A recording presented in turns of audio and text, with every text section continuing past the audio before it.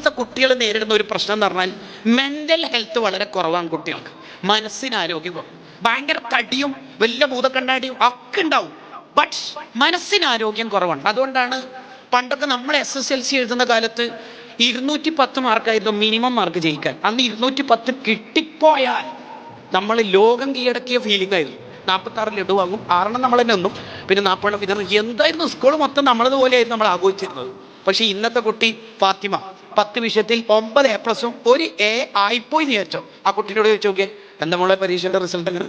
Full A+ കിട്ടുമെന്ന് വിചാരിച്ചു. എന്താണെന്നറിയില്ല, ഞാൻ റീവാലുവേഷന് കൊടുക്കണം. തോറ്റ ഫീലിങ്ങിലാണ് കുട്ടി സംസാരിക്കുന്നത്. അർജന്റീനൻ ഫാനായ ഒരുത്തൻ കളിയിൽ അർജന്റീന തോറ്റപ്പോൾ ആത്മഹത്യ ചെയ്യുന്നുണ്ട്. എങ്ങനെയുണ്ട് കുട്ടികളുടെ ആരോഗ്യം?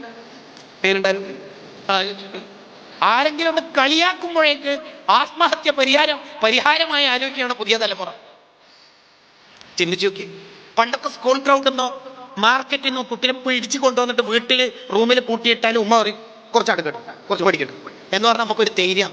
ഇന്ന് ആരും കൂട്ടിയിട്ട് വന്നല്ലോ, ഓളെന്നെ സ്വന്തം വന്നിട്ട് റൂമിൽ നിന്ന് ഉള്ളിൽ നിന്ന് കൂട്ടി നമുക്ക് പേടിയാവും.